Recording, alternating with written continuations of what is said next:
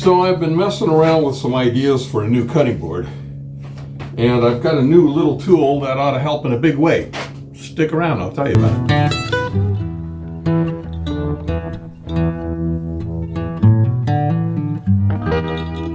I'm thinking about something like this. This is an architectural program I use to design homes with, but you can use it for this kind of stuff too.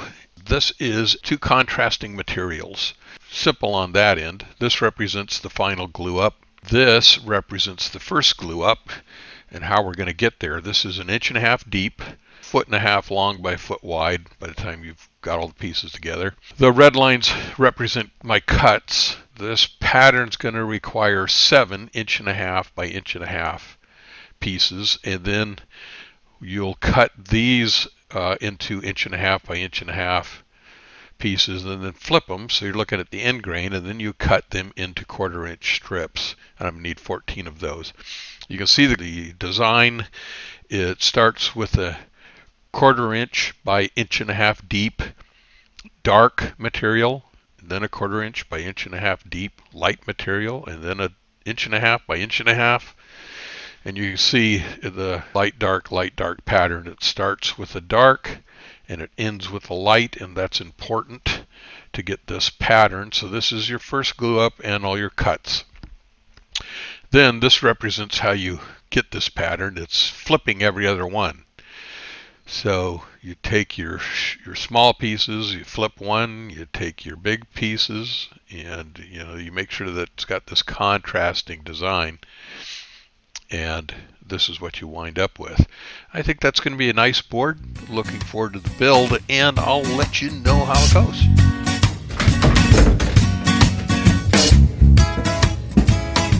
So, for this build, I've got to turn this into 1.5 by 1.5 blocks. And I'm using walnut and white oak.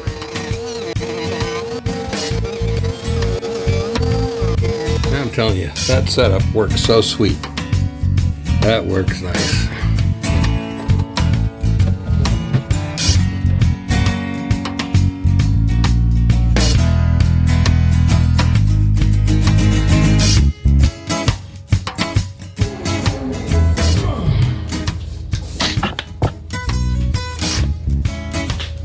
Ouch.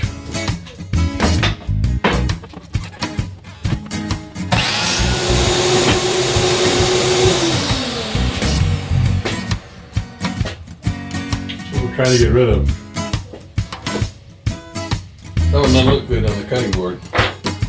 I'm going to be a little short on the walnut, I think. See what I can dig up.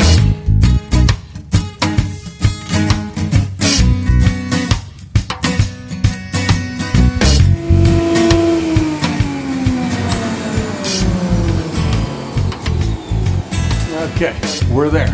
So I was hoping that this one wasn't going to be a problem, but the further I got down into it, it's going to be a problem. So every time you cut through this, you're going to have to deal with that, part there. That's actually the heart of the wood. And it's not good. Not good.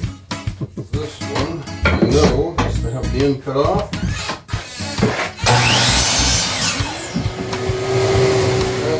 Actually a 1/2 inch long. That one's fine. That one's fine. This one is, they're all good. Well, let's set it up for gluing.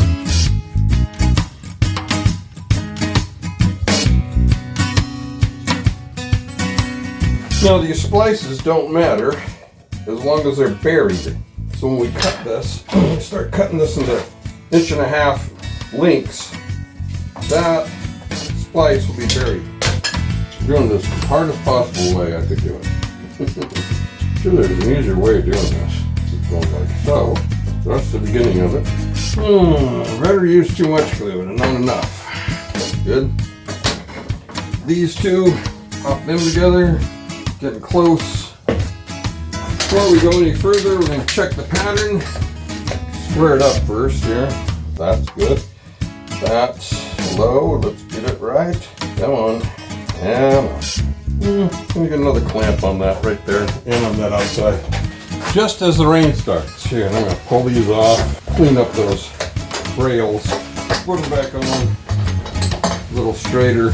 If you leave those, it turns into a nightmare, especially with these kind of rails, because that fills up those little divots, becomes useless.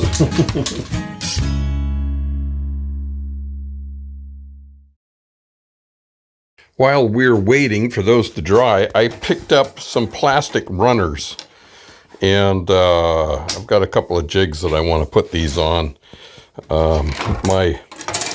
My crosscut jig is just a little out of square, and so I thought if I'm going to fix it, why not do it right? So this is an old box corner jig. That's for my saw, and this for the router, and that's a little peg, you know, that I've got to fix that. But the problem with wood runners is you get those to fit nice and snug, and the next time it rains, you can't push it through the saw. Swells up just a little, and then if you take it down while the humidity's high, you put it back in the saw when it's dry, and it's a little bit rattly. So I'll try the plastic. Trying to find that one. That one, there it is. That's the one. They all fit great except for this. This thing, I don't know how this happens. How does this happen? How does this not... This one doesn't fit at all the way down. Doesn't fit. What, did they miss a milling? Let's see this one. Yeah, that fits perfect. See? I got one in that package of 6 that sucks.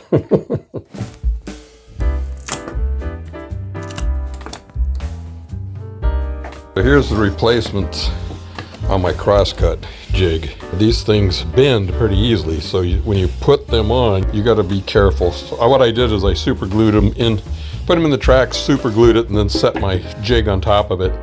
Then put all the screws in it, and that kept these nice and straight. And the results are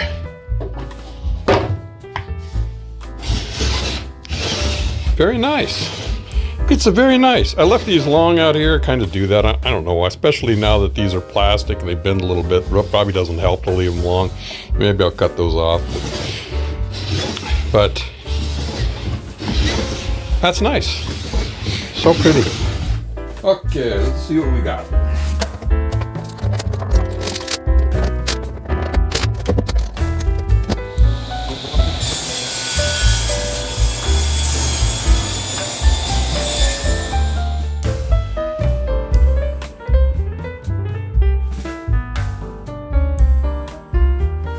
The next tool I get, if I get one, is going to be a drum sander. So for this design, I had to set up and rip some 1/4-inch pieces. And ripping that on the table saw is a little sketchy. First of all, if you do it, I would suggest a 0 clearance insert, because you're ripping these and that 1/4-inch piece falls in there like that. Oh, you are set up for trouble. It's very unsafe. That thing's going to turn into a rocket, a spear. It's going to hurt you. And you're trying to get this 1/4-inch piece through here. Yeah, you may have a big block, you know, that you're using here to get through there with. But how do you get your hands on that little piece as you're coming through that blade? Especially if it's a small piece like this. You're not. That's just set up for trouble. I've done it before, but I don't recommend it.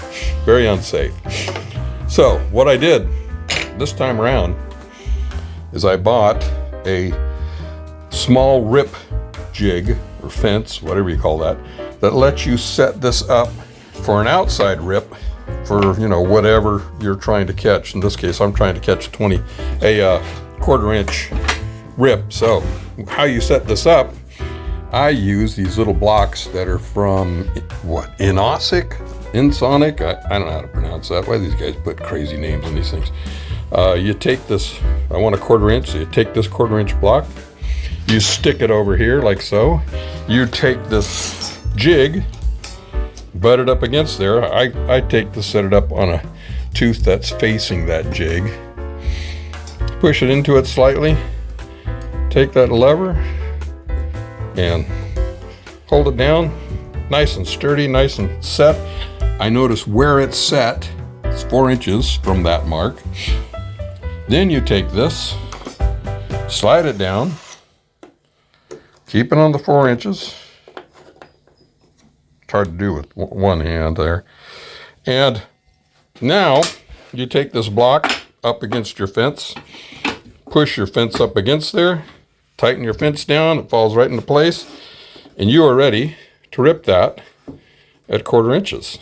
Got a 1/4 inch. Now you've got room to keep your hands out of trouble, and this isn't going to turn into a rocket on you. You still have this clearance here that you got to make sure you're not going to fall down into, but it's much safer this way, and you can set it up over and over and over. You rip it down one side, you put your block back in here, you push the fence up against it, tighten down your fence, and you're set up for another 1/4 inch pass. Now when you get down to a 1/2 inch or 1/4 inch or something like that, you're on your own. I don't recommend cutting anything on a table saw that small. You're just looking for trouble. I would, in this case, I'll finish these cuts when I have to do them on the bandsaw. So anyway, new tool for the shop. Highly recommend getting something like this for these small, thin rips. So I'm battling the flu. Headache. And I got a tummy ache. It's not really that bad. Shh, don't tell Cindy. Do not tell Cindy. I know it's actually a pretty mild case of it compared to some of the stuff my friends have been going through with this flu. Headache, stomach ache, But this project's going to take the back seat while I convalesce with room service and ice cream sandwiches. Anyway. As far as she knows, it's a bad case of the man flu. Oh boy.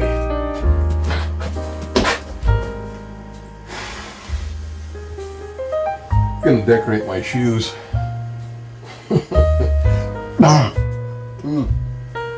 Yum.